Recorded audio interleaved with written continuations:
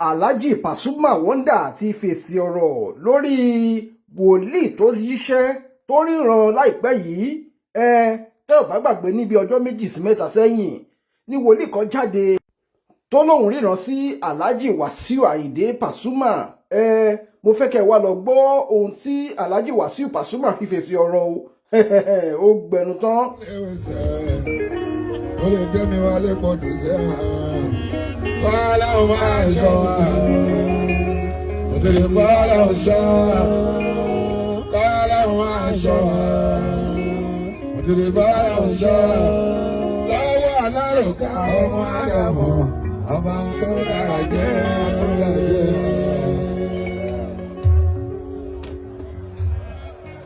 Bọ́lá ò máa ṣọ́ wa, àwọn òtẹ̀lẹ̀ bọ́lá ò ṣọ́ wa.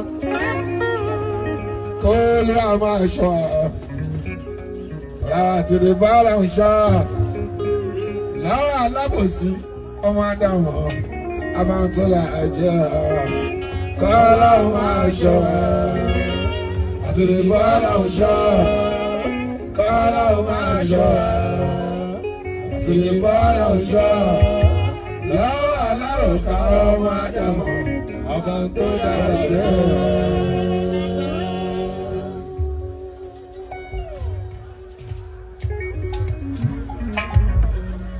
Ajiwala kule mo yo gaga so.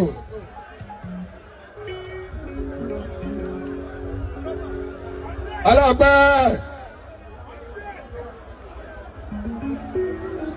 Ṣé o fojú we say baba wa.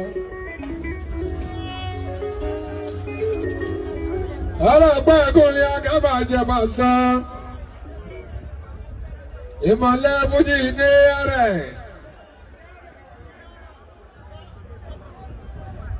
Ikú dá ìsìlá àbákalà péjú wá. Ikú máa pààyàn o lábàáká tiwa ni. Ikú máa pààyàn o lábàáká tiwa ni. Ó ti yẹ.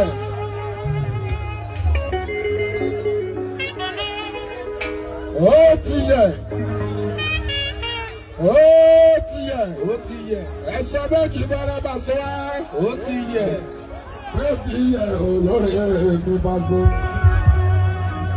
Wọ́n ṣe wá yẹ ẹ̀yẹ́ bá sọ. Kò ní bọ́ sórí ẹbí. Kò ní bọ́ sórí ará. Kò ní bọ́ sórí ẹ̀mẹgbẹ́. Kò ní bọ́ sórí àwọn olólùfẹ́ mi àbí ojú bọ́lá bá sọ wọ́n tó à. Ẹ sọ pé ó ti yẹ. Ó ti yẹ.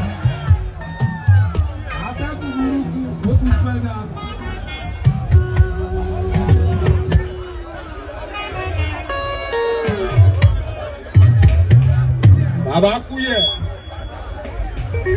Ọlọ́gbẹ́ òjì wọn lábà sọ à. Ẹ ṣe wọn èyí tèmi. Wọ́n dún à. Mo mọ̀ pé mo léèyàn. Tẹ́lẹ̀tẹ́lẹ̀ bá sí ojú wa. Àmì ìtọ́jú wa ṣẹlẹ̀ yìí. Ó tún wá tẹ́kọ̀ọ́ yẹ mi pé ibà síláàtò mo léèyàn ọkùnrin ara mi. Ìyàn láṣọ mi. Ẹni bá ti lọ́lọ́ lẹ́yìn bá ṣojú wá. Tó bá tún wá lé yan lẹ́yìn Alábí. Ohun gbogbo ló ní láàbá kalà bí ohun ẹṣẹ́ lọ. Ẹ̀yin tèmi worldwide. Lọ́kùnrin lóbìnrin lọ́mọdé pẹ̀lú àgbà. Arúgbó mi dájú wá. Ẹ̀yin onígbàgbọ́. Ẹ̀yin Christian máa ṣe o. Ẹ̀yin mùsùlùmí o. Ẹ̀yin afáàbàásì. Àtẹ̀yin pásítọ̀ lágbà ẹ̀ka.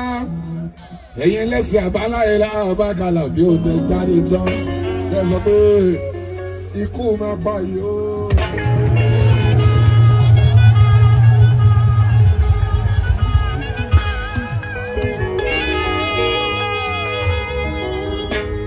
Eléyìí ò wúlò fara ọ̀run bá sọ. Eléyìí ò wúlò fara ọ̀run bá sọ ní sẹ́yìn. Lọ́wọ́ táwa yọjú wá. Eléyìí òun ló fara ọ̀run bá so. Kò tí ì yà.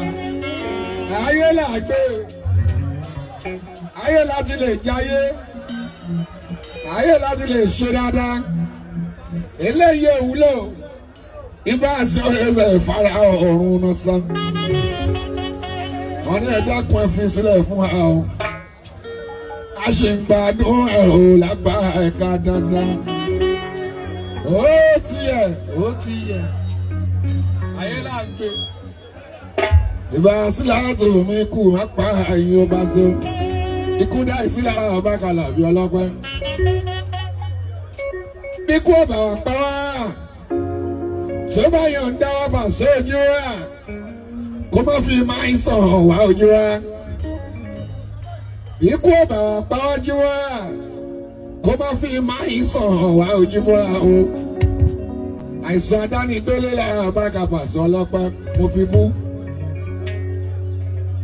ìran burúkú la bá kalà mi èmi ṣe lórí mi lórí ẹbí mi lórí ẹ̀yin tí wà kúnlẹ̀ la bá kalà mi ó wá mi ìran burúkú la bá kà kò ní ṣe lórí ẹ̀fúrí ìbọ̀dì wa pàṣọ gbogbo ẹ̀yin tẹ́ fẹ́ wa ẹ̀yin tẹ́ fẹ́ wa máa sojú wa tẹ́ ṣàdúrà ẹ̀yin tẹ́ gbàwẹ̀ ẹ̀yin tẹ́ lọ sókun ẹ̀yin tẹ́ wọlé yálùwà pé lórí ọ̀rọ̀ bá sẹ́yìn ìbá sílẹ̀ tó lágbà ẹ̀ka ṣeun wọ́n appreciate ẹ̀ ṣeun ìdọ̀bà lẹ́mí wà rí Paso.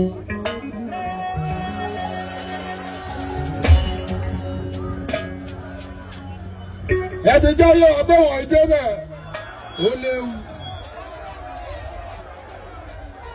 ẹ̀fẹ̀lẹ́ ilé ìjìbọn náà bá sọ wá wọn kì í débẹ̀ ò lẹ́sọ̀ fún ọ. ọlọ́run ló sọ pé kọ́ tiẹ̀ sọ jáde kúnlẹ̀ lára bákàlà bí ọlọ́gbẹ́ ẹjẹ́ àdúgbò ẹ̀. ibà sí rẹ̀ tó bá rí tán ò bá sọ lára bákà Paso kí la fẹ́ ṣe. àwọn máa sọ pé mo dẹ̀ rí nígbà yẹn o mo dẹ̀ rí nígbà yẹn Paso. Kílódé tó sọkún lẹ́la àbáka pàtó rí tí àwọn oníṣẹ́ lẹ́ẹ̀bẹ̀ ò lápára lọ. Ọ̀rọ̀ Paso náà ń gbọ́ òun lẹ́fẹ́ wọlé ṣètò dédé.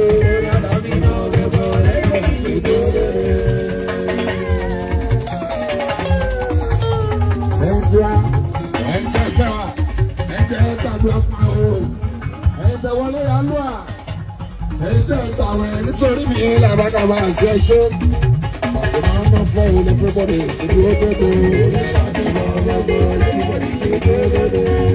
Ọ̀gá ti wà ń bí àlùbáríkà wọ́n ti wà ń bí ọ̀gá ti dé o ìdájọ́ àgbà fún ẹ̀kọ́ nate. Mo kí olórí ọ̀dọ́ tó gbé ti ní òwe wọ́n ní alágbélé Akeem Akinyi ọba àtọ́jú bàbá lọ́jà bẹ́ẹ̀ ni adáwọ́lé kò ní bàjẹ́.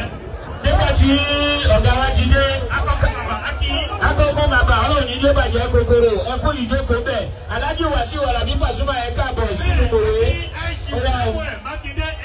Ẹ̀jọ̀ tó yẹ lọ́wọ́ ẹ̀yin tẹ́ wà nínú ọgbà tí wọ́n fi ní ṣe yóò yẹ kẹ́ ti understand pé wọ́n ti pọ́n wọn lé tábẹ̀ yẹn kì í ṣe gbogbo ayọ̀ la máa wọnú bí Akínwọlé Mayor of Lagos dáàdi Fújì àlùbáríkà ọ̀gá tiwa àlùbáríkà dáàdi tiwa ìkọ̀ oníṣẹ̀mí ẹ̀ iná àlùbáríkà láti ó mọ ọdún ti ẹ̀ ẹ̀jọ̀ ẹni tí ìlú ẹ̀ tọ́jú lọ́wọ́ ẹ bá wa súnmọ́ ìlànà ẹ̀jọ̀.